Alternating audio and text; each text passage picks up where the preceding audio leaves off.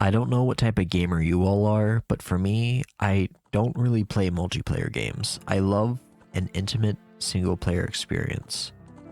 When I was a kid, my grandfather always got us the big gifts because we weren't that well off. On Christmas one year, I don't remember how old I was, maybe 6 or 7. My family would go over to my aunt's house, but my mom would do all the cooking because she was a great cook. When there, we would eat dinner and open some presents. Then after, we'd head over to my great-grandparents' house for dessert and the rest of the presents. I love going there on Christmas. They had a cool nautical-themed basement with a bar. You know, like shark jaws on the wall and nets, even a petrified iguana and a machete. It was cool. Even the tabletop was made out of old vintage coins. It was amazing. I remember my uncle was looking at the Nintendo 64 my brother and I got for Christmas at the bar. But do you know what game came with the Nintendo 64? The Legend of Zelda: Ocarina of Time. And this is a retrospective. It's been said to death how legendary this game is, both from a game perspective and how it revolutionized the industry. This game inspired such great animations both on NewGrounds and YouTube, like Zelda: Unknown Origin, which he's finally back and making again after all these years, and The Real Legend of Zelda. Such classics. But okay, let me just plug this Nintendo 64 cartridge in. Hold on. Give me a second.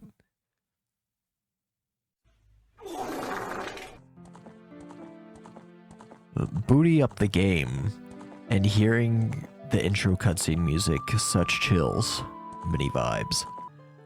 I get into the menu and select funny name for child. But without further ado, in the words of the plumber boy himself, let's-a go. Let's go. After having bad dreams, a vision of what's to come, the great Deku tree tells the fairy, "Go to boy." And you see Navi flying around first person to get to insert character name here. This, of course, was almost unheard of before this point. She wakes Link up, telling him to go to the great Deku tree, so he goes outside the treehouse, and who do you see? Your friend Saria. Oh yeah. Want to play this game now, don't you? Anyways, this section is real quick if you've played it before, but as a kid I can imagine a lot of us found trouble finding the small hole to crawl through so you can get the Deku sword. I usually run around through grass and picking up rocks to get the rubies so I can afford the shield so that I can go to the great Deku tree. The great Deku tree really sets a tone. Spooky, but not horror. Natural, yet somehow unnatural. This is where you get the slingshot, one of the aforementioned game industry changing pieces of design. The way Ocarina of Time handles projectiles still holds up pretty well to this day. Anyway, there are some interesting puzzles in this section. Having to jump from great heights to break a spiderweb net on the floor, realizing you can use the torches to light your sticks on fire to burn other spiderwebs. Good stuff. You also get your first gold Skullatra here. After getting the boss key, you walk into a dark room. Though there doesn't seem to be anything there, but spooky rustling sounds. Until you realize this is a 3D game, and you utilize that to look up at the ceiling. You see a red eye poking through the darkness. You fight the first boss of the game, the giant creepy crawly monster, Goma. Using the new Z targeting feature, you use the slingshot to shoot the Goma right in his peepers. You can then slash at him. You'll have to do this 3 times. Very scary indeed. After utilizing the rule of 3, you beat Goma. You're rewarded with a heart container and a portal outside of the dungeon. The Deku tree basically tells you to leave the forest and then dies. Womp womp. You go to leave the village, but on the bridge you find Saria. She gives you a goodbye present, an ocarina, and teaches you a song. After this, you basically just awkwardly turn around and run away because you're a child and you're awkward. It's at this point you're introduced to the second game industry changing section of the game, the open world sandbox known as Hyrule Field. You then get a talking to from an owl who can twist his head, and you're on your way. Hyrule Field is so cool, there's a very good chance you won't get to the castle town before the gates shut, basically forcing you to have to interact with the spooky night. Spooky, scary skeletons pop out of the ground everywhere and start attacking you. You can stay and fight, or run to one of the many locations around you. I usually try to go to Lon Lon Ranch anyways, that way I can get a Pona song, always basically forgetting there's no one there. After a while, the sun comes back up, and your epic quest can now continue again. The gates are open, and you enter Castle Town. I go to the door on the right, where I see a whole bunch of pots ready to be absolutely smashed by Link, the Pot Destroyer trademark. Again, making satisfactory capital, I go to Hyrule Square. This is very cool for the time, so many people in one place doing their own thing. The game room, in the back alleys, and later the Happy Mask shop. I stop in the shop and grab me one of them Hylian shields. Off to the castle. Talking to a girl who's looking for her dad, you get an egg.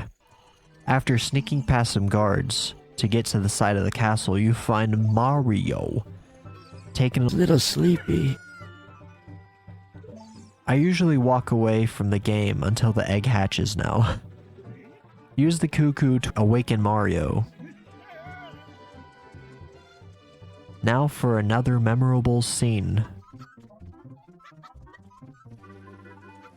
The perspective of the game changes basically just for this one short section of the game. It turns into Metal Gear Solid, sneaking past 3 or so sections of guards to get to Zelda. Hold up. I gotta do an Easter egg real quick. I talk to Zelda where she takes a massive lore dumpy on me about the iconic Ganondorf. We then get escorted out of the town by Impa. Time to do some dungeons. Head to Kakariko Village. Again, so many people doing so many things. The day and night cycle adds so much character to this game. You get to see peeps doing their own thing. You get scared to see horribly disfigured spider people with human faces.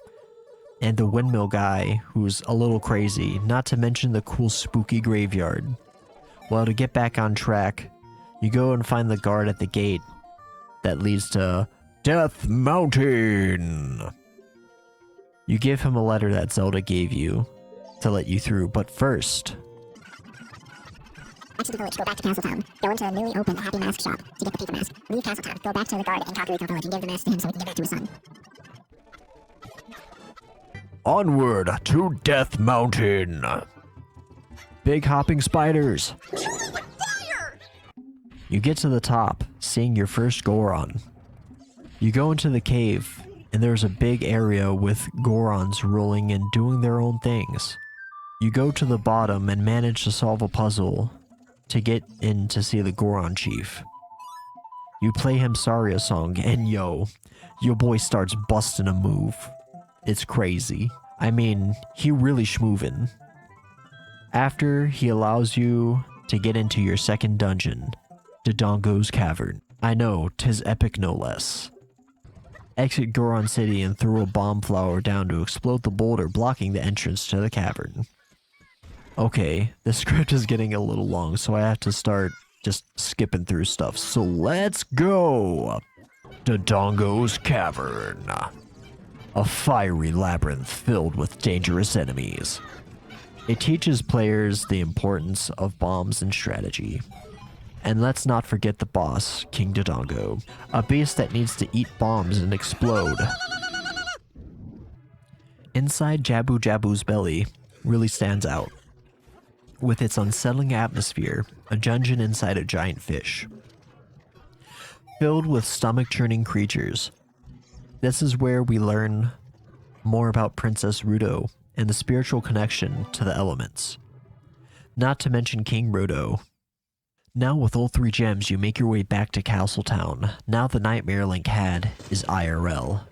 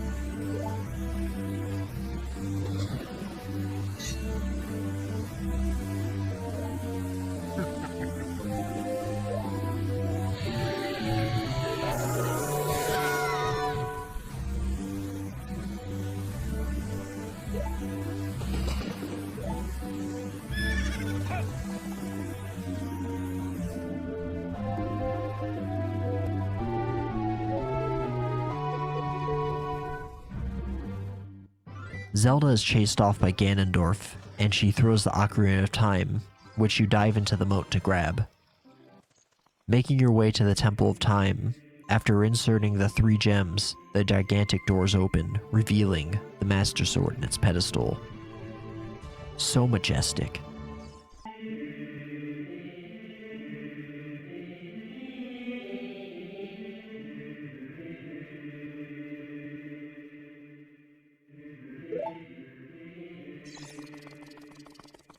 The Master Sword. What'd you just call it? Oh, I see what it is. A little blind Aryan kid is destined to beat the darkness with the Master Sword. Now you grab the sword.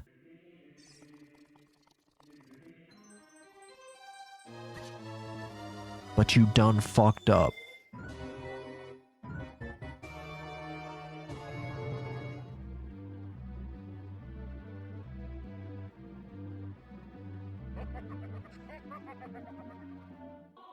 "7 years pass and you are man's now.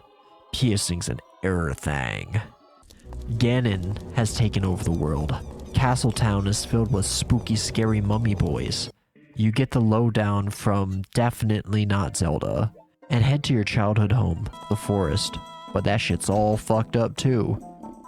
Now we go and try to find Saria, making our way through the lost woods to the iconic forest temple. I remember my brother and I got stuck on the forest temple and we had to drop the game for what felt like years in my child mind. But realistically, it was probably only a few months. Time changes drastically from child to adult. It seems to flow faster the older I get.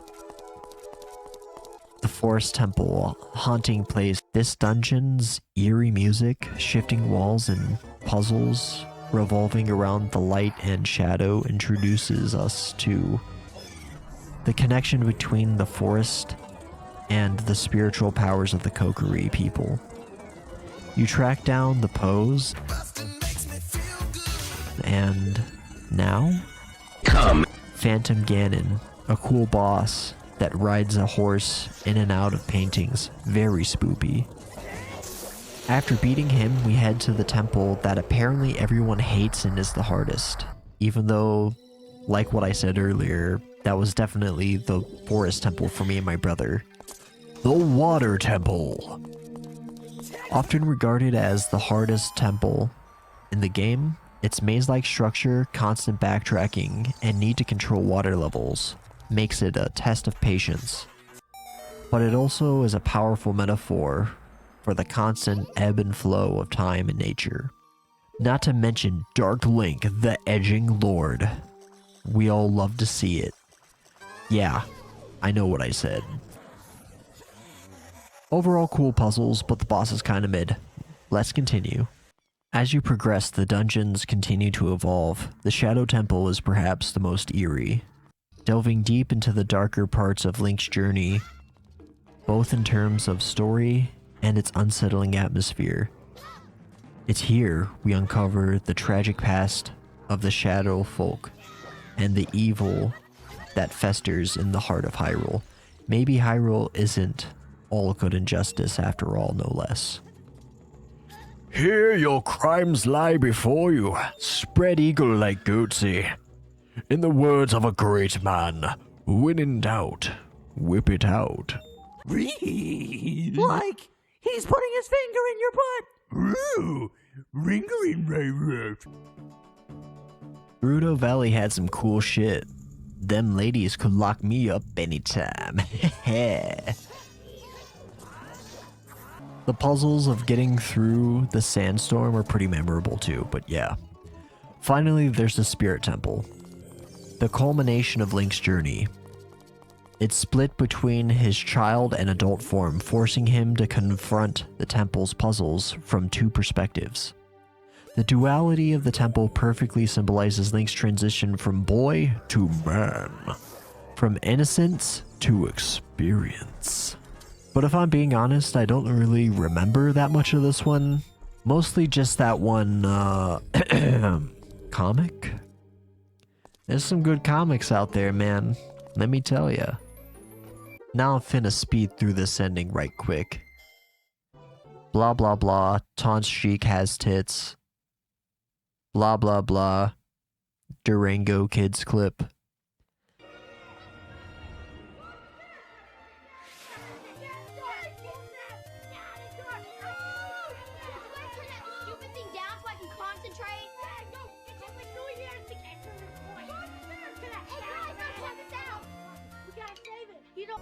I always wanted a secret fort like that when I was a kid. Shit was cool. Blah blah blah. Spooky piano plays from Ganondorf.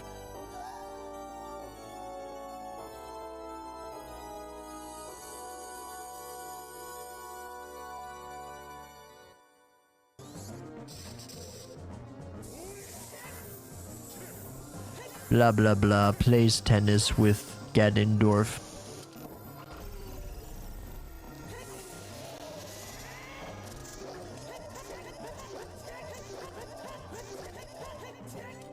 Blah blah blah.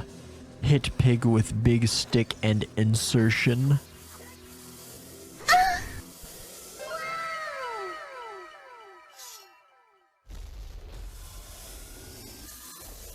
Ultimately, The Legend of Zelda: Ocarina of Time is more than just a game. It's a piece of gaming history, a landmark that set the bar for everything that came after it. If you've never experienced it, now is the perfect time to step into the boots of the hero of time. She shit in my shoe! Hey guys, thanks for watching this retrospective of Ocarina of Time.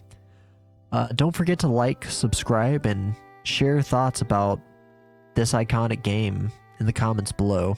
Until next time, thanks for watching.